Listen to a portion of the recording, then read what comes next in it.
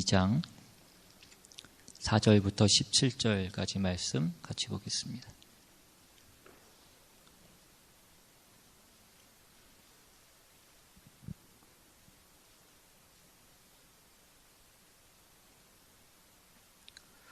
찾으셨으면 우리 한 절씩 교독해서 읽겠습니다. 제가 먼저 읽습니다. 이것이 천지가 창조될 때에 하늘과 땅의 내력이니 여호와 하나님이 땅과 하늘을 만드시던 날에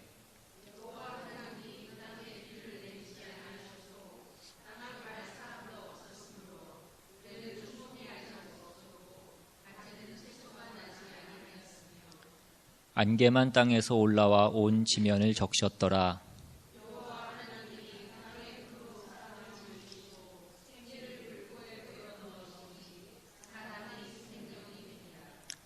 여호와 하나님이 동방에 에덴 동산을 창설하시고 그 지으신 사람을 거기 두시니라.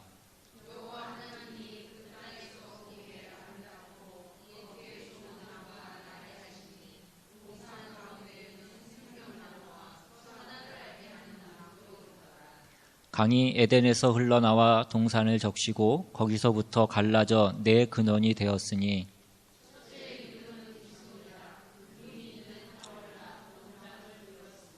그 땅의 금은 순금이요 그곳에는 베델리엄과 호마노도 있으며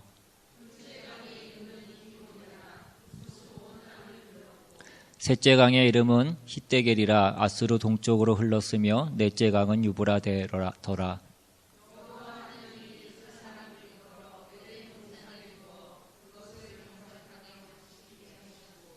여호와 하나님이 그 사람에게 명하여 이르시되 동산 각종 나무의 열매는 네가 임의로 먹되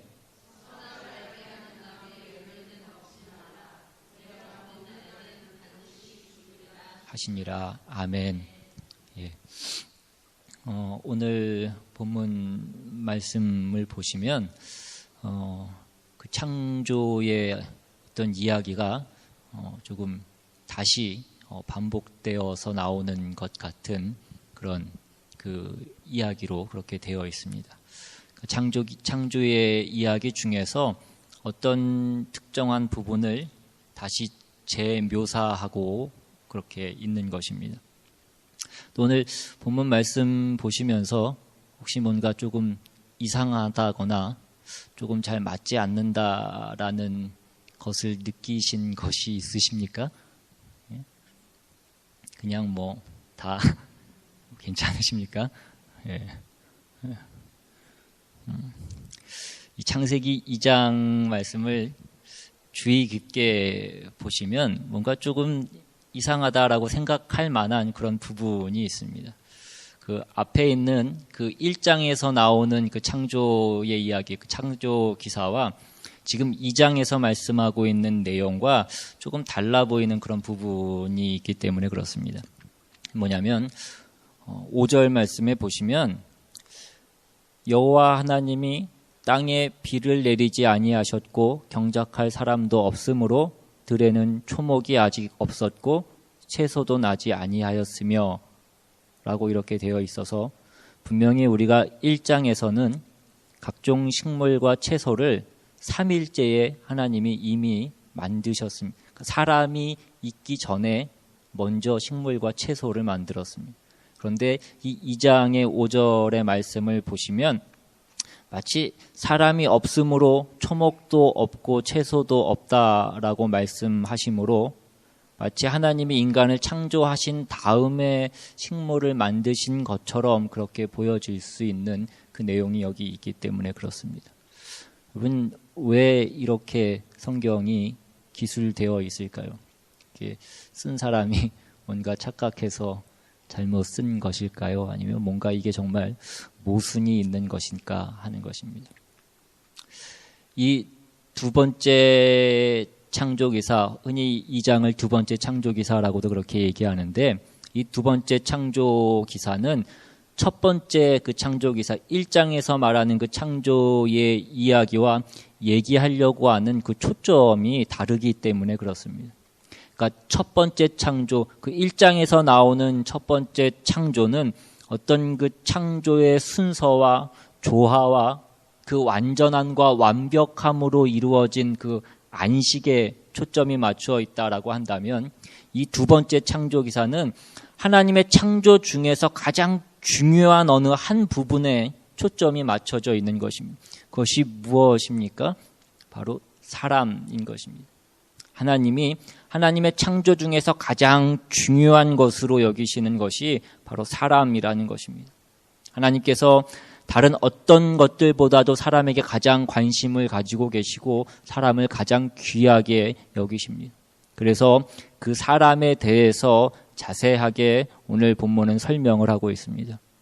사람만이 하나님의 형상으로 만들어졌을 뿐만 아니라 오늘 본문에 보시면 하나님이 사람에게 친히 생기를 불어 넣으셔서 생명, 영적인 존재가 되었다라고 그렇게 말씀합니다.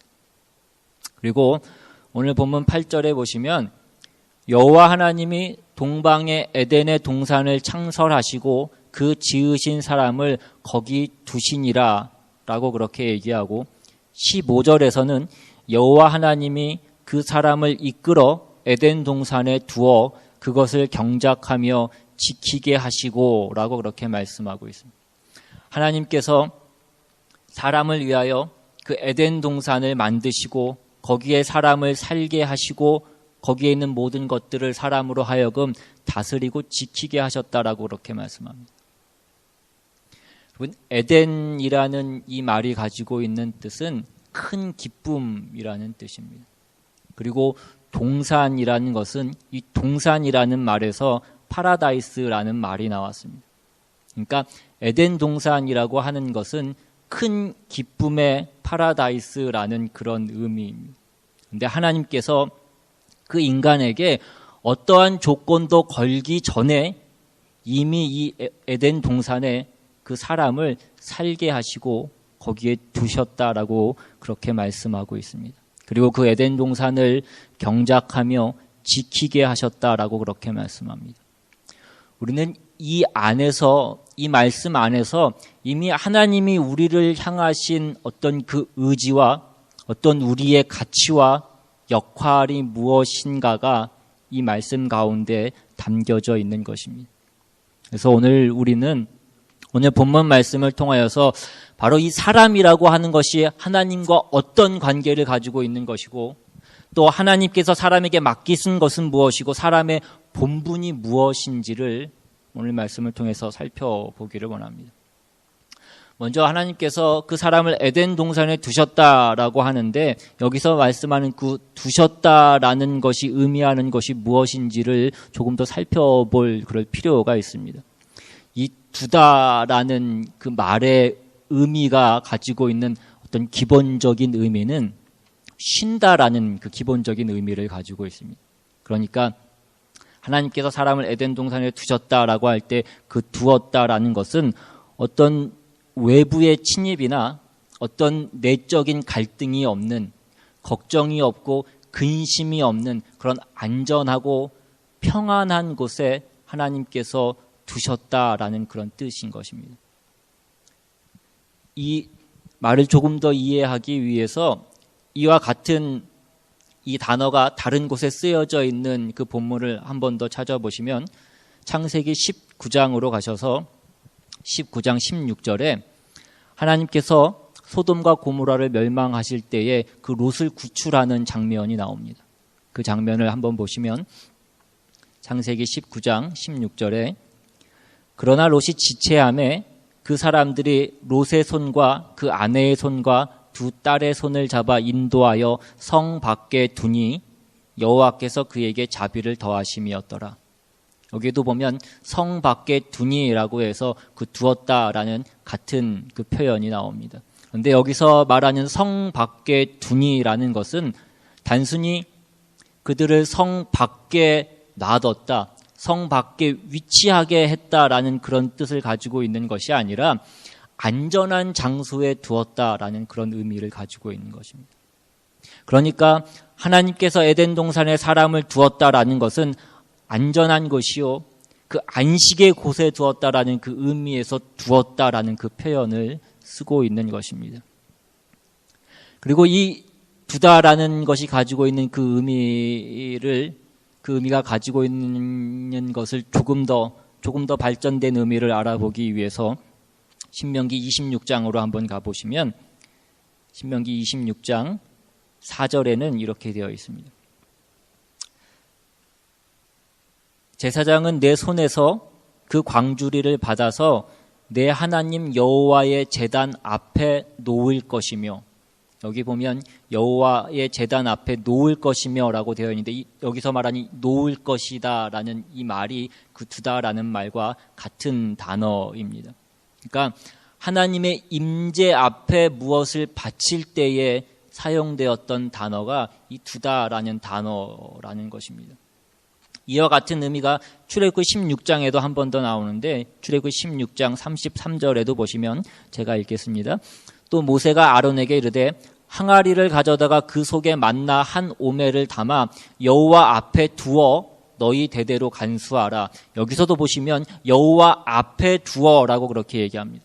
그러니까 여호와 앞에, 하나님 앞에 바치는, 하나님 앞에 있는 그런 의미를 담고 있는 이 표현이 이 두다라는 그 단어 안에 가지고 있는, 내포되어 있는 어떤 의미라는 것입니다. 그러니까 하나님이 사람을 에덴 동산에 두셨다라는 것은 하나님이 사람을 복되고 안전하고 그 평안하고 그 안식의 장소에 두셨다라는 것을 뜻하는 것뿐만 아니라 하나님의 임재 안에서 하나님과 교제하면서 살아가게 그 곳에 두었다라는 것을 의미하는 것입니다. 하나님은 먼저 우리를 복과 안식과 평강과 하나님의 임재 안에서 교제하도록 그렇게 하셨습니다. 그리고 이어지는 오늘 본문의 15절 말씀을 보시면 여호와 하나님이 그 사람을 이끌어 에덴 동산에 두어 그것을 경작하며 지키게 하시고 라고 그렇게 하시면서 하나님이 그 사람을 에덴에 두신 그 목적을 조금 더 발전시키고 있는 것을 보게 됩니다. 인간의 본분과 역할이 무엇인지에 대해서 이제 말씀하는 것입니다. 이 경작하며 지키게 하시고라는 이 말씀은 우리가 이전 성경인 개역 한글본에 보시면 다스리며 지키게 하시고라고 그렇게 되어 있습니다. 그러니까 이 경작하다라는 것이 우리가 쉽게 생각하기에는 어떤 일과 관련된 것으로 우리가 그렇게 이해할 수 있는데, 여기서 경작하며라는 이 말은 어떤 인간이 타락의 결과로 주어진 일, 우리가 생계를 위해서 하는 그 노동을 의미하는 것은 아닙니다. 우리가 고생해서 그 소출을 먹게 된 것은 인간이 타락한 후에 그 타락의 결과였고, 지금은 아직 타락하기 이전, 인간이 죄짓기 이전의 모습이기 때문에 이것이 다만 어떤 그 일, 그 노동을 의미하는 것은 아닙니다. 여기서 경작하며 지키는 것은 하나님께서 만드신 그 모든 자연과 그 모든 세계를 다스리고 관리하는 것을 의미하는 것입니다. 그러면 그 다스린다는 것, 관리한다라는 것은 구체적으로 무엇을 의미하는 것인가라는 것을 또 조금 알아볼 필요가 있습니다. 우리가 그것을 알아보기 위해서 그 뒤에 이어지는 16절 이하의 말씀을 보면 거기에서 약간의 힌트를 얻을 수 있습니다. 16절부터 보시면 여호와 하나님이 그 사람에게 명하여 이르시되 동산 각종 나무의 열매는 네가 임의로 먹되 선악을 알게 하는 나무의 열매는 먹지 말라라고 그렇게 말씀합니다. 하나님이 사람에게만 지금 명령을 하십니다. 사람에게만 명령을 하셨다라는 것이 굉장히 중요합니다. 전에도 말씀드렸듯이 이 창세기를 받아보는 최초의 독자는 지금 그 출애굽해서 그 광야에서 그 시내산에서 하나님의 율법을 받고 하나님의 율법을 지키도록 요구받은 그 이스라엘 백성들입니다. 그러니까 구약에서 하나님의 백성들은 그 하나님이 주신 율법을 지키도록 요구를 받고 있는데, 그 율법의 요구들, 그 하나님의 명령들이라고 하는 것은 어떤 하나의 조건들, 어떤 상벌의 조건으로 우리에게 주어진 것은 아니라는 것입니다. 우리가 쉽게 그렇게 생각하고 그렇게 이해하고 있는 부분이 많이 있는데, 다만 그런 뜻으로 하나님께서 우리에게 명령하시고 그 계명을 주신 것은 아니라는 것입니다. 좀 더 알아보기 위해서 신명기 30장으로 한번 가보시면 30장 14절 이하에 한번 같이 찾아보겠습니다.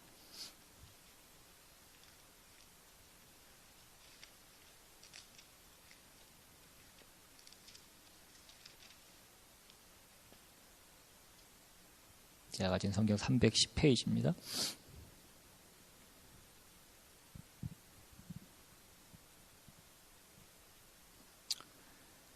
(14절) 이하에 보라, 내가 오늘 생명과 복과 사망과 화를 내 앞에 두었나니 곧 내가 오늘 내게 명령하여 내 하나님 여호와를 사랑하고 그 모든 길로 행하며 그의 명령과 규례와 법도를 지키라 하는 것이라.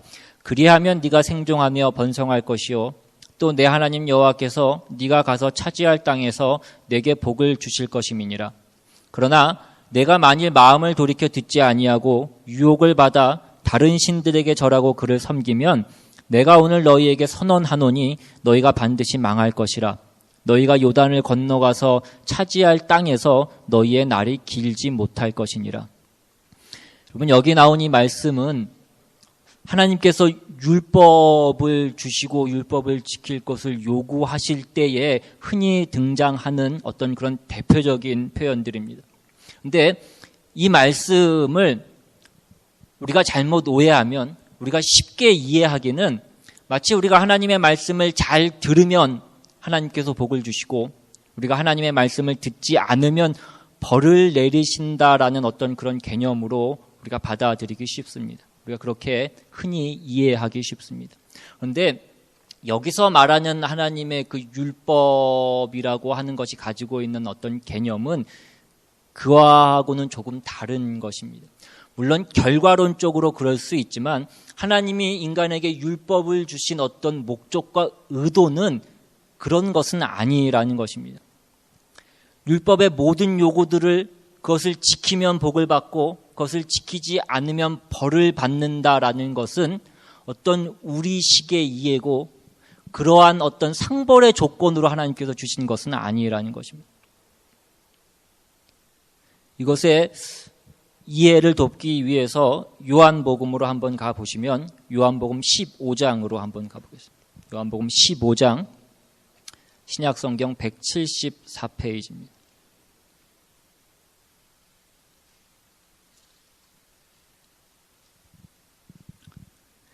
15장 5절 6절에 보시면 나는 포도나무요 너희는 가지라. 그가 내 안에 내가 그 안에 거하면 사람이 열매를 많이 맺나니 나를 떠나서는 너희가 아무것도 할 수 없음이라. 사람이 내 안에 거하지 아니하면 가지처럼 밖에 버려져 마르나니 사람들이 그것을 모아다가 불에 던져 사르느니라. 여러분, 이 말씀은 뭐 따로 설명할 필요 없이 우리가 너무나 잘 아는 말씀입니다. 포도나무의 가지가 그 나무에 붙어 있지 않으면 그 나무는 말라 비틀어져 죽게 되어 있습니다. 일부러 저주할 필요가 없고 일부러 벌을 줄 필요가 없습니다. 그러니까 율법의 모든 요구는 하나님께 붙어 있으라는 것입니다. 왜 붙어 있어야 되냐면 하나님으로부터만 그 모든 복과 모든 생명과 모든 진리와 우리의 모든 필요가 그로부터만 나올 수 있기 때문에 그렇습니다. 여러분, 포도나무가 그렇지 않습니다. 포도나무뿐만 아니라 모든 나무가 다 그런 것입니다. 나무에 붙어 있지 않은 가지는 일부러 벌을 줄 필요가 없고 일부러 저주할 필요가 없이 그것은 그냥 말라 비틀어져 썩어 죽어지게 되어 있는 것입니다. 그러니까 율법의 모든 요구들은 다 무엇을 목표로 하고 있냐면 하나님만이 복을 주실 수 있는 분이다. 하나님만이 생명과 복의 그 진리의 근원이시다. 하나님만이 은혜를 베푸시고 하나님만이 기적을 베푸시고 하나님만이 사랑하시고 우리의 필요를 채우신다. 그러니까 하나님께 붙어 있어라라는 것을 얘기하는 것이 그것에 초점이 있는 것이 율법이라는 것입니다. 그런데 이것이 다만 하나의 조건이 되어서 이것을 지키면 복을 받고 이것을 지키지 않으면 벌을 받는다라는 어떤 그런 상벌의 조건이나 어떤 심판의 잣대로 하나님께서 이것을 우리에게 주신 것은 아니라는 것입니다. 그래서 뒤에 이어지는 그 요한복음 15장 9절에 보시면 아버지께서 나를 사랑하신 것 같이 나도 너희를 사랑하였으니 나의 사랑 안에 거하라. 내가 아버지의 계명을 지켜 그의 사랑 안에 거하는 것 같이 너희도 내 계명을 지키면 내 사랑 안에 거하리라. 아버지의 계명을 지켜야 아버지의 사랑 안에 거하는 것입니다. 그런 의미에서 여기서 말하는 계명은 가지가 나무에 붙어 있을 수 있는 방법인 것입니다. 계명이라는 것은 그걸 지키면 복을 받는 조건, 어떤 상벌의 조건이나 어떤 심판의 조건으로 우리에게 주어진 것이 아니라 우리가 하나님께 우리 자신을 붙들어 맬 수 있는 그 방법으로 하나님으로부터 나오는 그 모든 신령한 것과 복된 것을 우리의 것으로 가지는 그 통로이기 때문에 그 계명을 지켜야 된다라는 것입니다. 그래서 다시 본문으로 돌아오셔서 오늘 본문에서 얘기하는 하나님이 사람에게 명령하셨다라는 것 또한 말하자면 하나님께서 사람에게만 다른 모든 피조물과 달리 구별되게 하나님이 이 사람을 그 나무의 가지로 요구하고 계시는 것입니다. 다른 어떤 창조물들에 대하여서 그 어느 누구에게도 명령하신 것이 없고 사람에게만 명령하셔서 하나님의 형상대로 지으신 그 사람에게 명령하셔서 그 계명을 주심으로 그 계명을 지킴으로 하나님께 붙어 있어서 하나님과 연합하여서 하나님으로부터 흘러나오는 그 모든 은혜와 복과 그 모든 필요를 가지고 그것을 필요로 하는 그 모든 피조물들에게 흘려보내는 그것으로 인하여서 그것들을 관리하고 다스리고 그 지키는 그 직분과 본분을 인간에게 허락하신 것입니다. 이것은 이제 우리에게 하나님이 사람을 무엇으로 만드셨고 무엇을 위하여 만드셨고 우리에게 어떤 존재와 어떤 가치로 만들었는가에 대한 분명한 이해를 주시는 것입니다. 우리는 그의 형상으로 지음받아서 우리는 그의 임재 안에서 교제하며 하나님께서 우리를 통하여서 만물을 다스리시고 복 주시기를 원하신다는 것입니다. 하나님이 우리를 하나님의 청지기로 왕 같은 존재로 제사장으로 그렇게 세우신 것입니다. 그래서 베드로전서 2장 9절에 보시면 어떤 성도들에 대한 정의로 예수 그리스도로 말미암아서 구원받은 하나님의 백성들을 이렇게 얘기합니다. 너희는 택하신 족속이요 왕 같은 제사장이요 거룩한 나라요 그의 소유된 백성이니. 여러분 우리야말로 유일한 왕이신 그 하나님이 그가 만드신 그 모든 창조물에 대하여서 그 왕이 베푸시는 모든 은혜와 복과 사랑을 우리를 통하여서 베푸시고 우리를 통하여서 일하시기 때문에 사람이 마치 모든 그 자연계에 대해서 모든 피조물에 대하여서 그 은혜와 복을 나누는 그 일을 하고 있고 그 책임을 맡은 자로 서 있기 때문에 그런 하나님의 청지기로서의 존재로 있기 때문에 왕 같은 이라는 것이 붙어 있는 그 제사장으로서 서 있는 것입니다. 그러니까 처음부터 우리 인간이 만들어졌을 때에 하나님이 우리 인간에게 어떤 부족한 것이 없게 하셨을 뿐만 아니라 넘치는 영광과 풍족한 만족 속에 살도록 하나님이 인간에게 복을 주신 것입니다. 그런데 우리의 죄로 인하여서 그러한 안전과 안식과 모든 평강이 다 깨져 있는 인간된 가치와 영광들을 다 놓치고 살아가고 있는 그런 현실 가운데 우리가 살게 되어 있는 것입니다. 그러므로 이제 우리가 예수 그리스도 안에 있다고 한다면 우리가 예수 그리스도로 말미암아서 구원을 얻었다라고 한다면 무엇보다도 이것이 먼저 회복되어야 하는 것입니다. 우리는 이 세상 가운데 겁날 것이 없고 부족할 것이 없는 존재들인 것입니다. 우리는 이 세상의 것으로 인하여서 우리의 신자 될 것을 바꿀 것이 없다라는 것을 무엇보다 먼저 확인하셔야 됩니다. 우리의 신앙이 다만 죽어서 천국 간다라는 어떤 그 내세적인 것만으로 우리가 가지고 있는 것이 아니라 지금 현실에서 지금 당장 우리의 삶 가운데에서 그 신자된 그 기쁨과 감격이 우리 가운데 있어야 된다라는 것입니다. 우리가 왕 같은 제사장이라는 것에 대해서 그것으로 인하여서 그 모든 것들이 확보되어질 수 있어야 된다라는 것입니다. 그런데 이러한 것들이 저를 포함하여서 오늘 우리 모두에게, 모든 성도들에게 너무나 부족하더라는 것입니다. 마태복음 6장에 보시면 우리가 지난번에도 몇 번 계속 살펴봤지만 오늘 있다가 내일 아궁이에 던져지는 들풀도 하나님이 이렇게 입히시거든 하물며 너희일까 보냐 믿음이 작은 자들아. 그러므로 염려하여 이르기를 무엇을 먹을까 무엇을 마실까 무엇을 입을까 하지 말라. 이는 다 이방인들이 구하는 것이라. 너희 하늘 아버지께서 이 모든 것이 너희에게 있어야 할 줄을 아시느니라. 그러므로 너희는 먼저 그의 나라와 그의 의를 구하라. 그리하면 이 모든 것을 너희에게 더하시리라. 이 마지막 33절 너희는 먼저 그의 나라와 그의 의를 구하라. 그리하면 이 모든 것을 너희에게 더하시리라. 이 말씀은 우리가 너무나 잘 알고 있고 우리가 너무나 좋아하고 잘 암송하고 있는 말씀이기도 합니다. 근데 또한 이 말씀 또한 우리가 조금은 잘못 사용하고 조금은 오해해서 사용하고 있는 말씀이기도 합니다. 우리가 먼저 그의 나라와 그의 의를 구하라. 그러면 이 모든 것을 더하시리라라는 이 모든 것에 우리의 관심이 더 많아서 그 보너스에 우리의 관심이 더 많아서 이 말씀을 좋아하기도 하고 또는 나는 그 먹을 것 입을 것 그런 거엔 관심이 없고 나는 치사하게 그런 것에는 관심이 없고 그의 나라와 그의 의를 구하겠다라는 어떤 우리의 자랑과 어떤 우리를 드러내기 위한 것으로 또한 이 말씀을 암송하고 사용할 때도 많이 있습니다. 그러나 이 말씀 또한 이 대목 또한 하나님께서 인간을 어떻게 만드셨고 어떤 목적과 책임으로 만드셨는가를 이해하고 이 말씀을 대하면 이 말씀은 전혀 다른 뜻이 될 수 있습니다.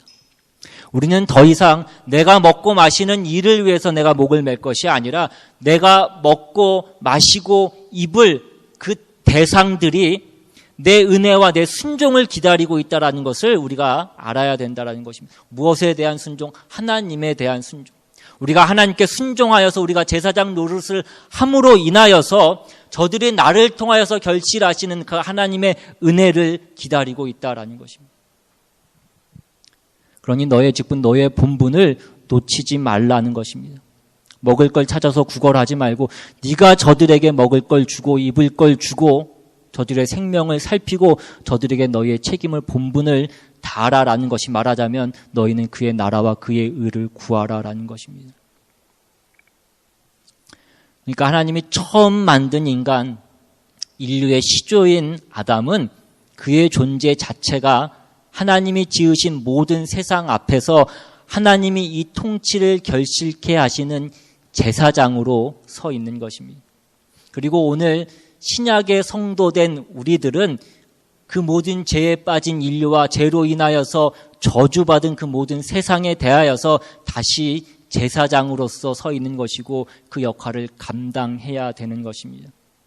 그러므로 우리는 어떤 환경과 조건을 요구할 것이 아니라 우리의 신앙을 인하여서 우리의 신앙을 위하여서 내가 신자임으로 당연히 수행해야 될 그 신앙적인 책임들, 그 제사장의 직분을 수행함으로써 나로 인하여서 만물이 은혜를 입도록 해야 된다라는 것입니다. 이와 같은 일들은 우리가 아브라함의 생애를 보면 또한 분명하게 이해할 수 있습니다. 하나님께서 아브라함을 부르실 때에 그 부르시는 시점은 인간이 타락해서 죄짓고 하나님을 찾지도 않고 그래서 하나님께서 노아의 홍수로 1차적으로 심판을 하시고 난 이후에 하나님이 인류를 구원하시기 위해서 은혜를 주시기로 작정하신 이후에 하나님이 아브라함을 사람으로서 처음 부르십니다. 그래서 아브라함이 뭐가 되느냐 하면 성경을 보시면 내가 너로 큰 민족을 이루고 내게 복을 주어 내 이름을 창대케 하리니 너는 복이 될지라입니다. 너를 축복하는 자에게는 내가 복을 내리고 너를 저주하는 자에게는 내가 저주하리니 땅의 모든 족속이 너로 말미암아 복을 얻을 것임이라. 아브라함이 복의 근원이 되고 모든 족속에게 복의 이유가 되는 까닭은 하나님이 아브라함과 함께 하셔서 아브라함을 부르셨을 뿐만 아니라 아브라함을 통하여서 비로소 다른 사람들에게 하나님이 소개되어지기 때문에 그렇습니다. 아브라함의 역할은 뭐냐면, 아브라함이 해야 될 일은 뭐냐면 많은 곳을 돌아다니며 많은 사람을 만나서 그 많은 사람들에게 하나님을 보여야 되는 것입니다. 그런 의미에서 아브라함은 제사장인 것입니다. 그러니까 다른 사람이 아브라함을 축복한다라는 것은 무슨 뜻이냐면 아브라함과 함께 있는 하나님을 보았다라는 뜻이고, 아브라함을 저주한다라는 것은 아브라함과 함께 있는 그 하나님을 보지 못했다라는 뜻인 것입니다. 그와 같은 존재가 또한 우리인 것입니다. 땅의 모든 족속이 우리를 인하여서 복을 얻고 우리가 모든 민족의 복의 근원이 되는 존재로서 우리는 지금 하나님의 자녀로 서 있는 것입니다. 오늘 우리는 우리의 신앙을 어떻게 이해하고 어떻게 사용하고 있냐는 것입니다. 나는 신자니까 믿지 않는 자들과 조금 다르게 구별되게 내가 드러나야 되지 않겠는가? 내가 이 세상에서도 믿지 않는 자들과 조금은 다르게 그렇게 하나님이 해주셔야 되지 않겠는가라고 생각하고 있지는 않냐는 것입니다. 믿지 않는 자가 한 달에 1,000불 벌면 나는 믿으니까, 믿는 자니까 10,000불 벌게 해주셔야 되지 않겠냐라고 생각하지 않냐는 것입니다. 우리는 11조도 하고 감사헌금도 하니까 그렇게 해주셔야 되지 않겠냐라고 생각하지는 않냐라는 것입니다. 성경이 말씀하는 대로 하자면, 아까 본 그 마태복음 6장의 말씀대로 하자면, 그러므로 염려하여 이르기를 무엇을 먹을까, 무엇을 마실까, 무엇을 입을까 하지 말라. 이는 다 이방인들이 구하는 것이라. 여기서 말하는 이방인이라는 것은 하나님을 모르는 자들이고 하나님 없이 사는 자들을 얘기하는 것입니다. 그들은 하나님 없이 살기 때문에 자기 목숨을 위해서밖에 살 수 없는 자들인 것입니다. 너희 하늘 아버지께서 이 모든 것이 너에게 있어야 할 줄을 아시느니라 라고 그렇게 말씀합니다. 우리는 아버지가 있고 그 아버지가 하늘 아버지시라는 것입니다. 그래서 우리는 다르게 살 수 있고 다르게 살아야 된다라는 것입니다. 내 삶의 조건과 환경이 어떠하든지 상관없이 나는 복의 근원이라는 것입니다. 내가 서 있어야, 내가 그 복의 근원으로 서 있어야 내 나라와 내 사회와 내 가정과 내 교회가 복을 받을 수 있습니다. 우리는 그렇게 내 자신을 이해할 수 있어야 됩니다. 그런데 우리는 자꾸 우리끼리만 모여 있으려고 그렇게 생각합니다. 왜냐하면 세상에서 사는 것이 너무 힘들기 때문에 그렇습니다.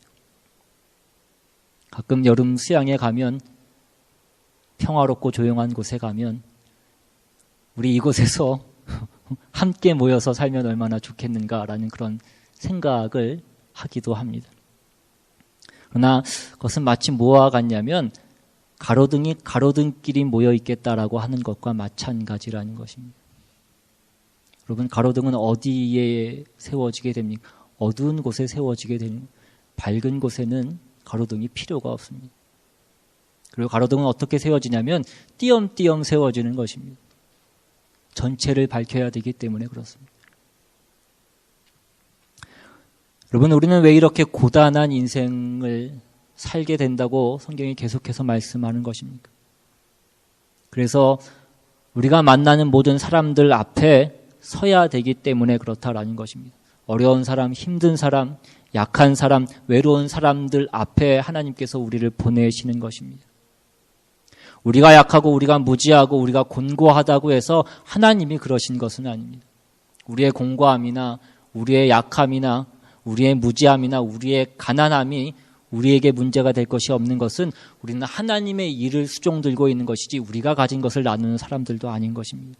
여기에 우리가 신자된 기쁨이 있는 것입니다.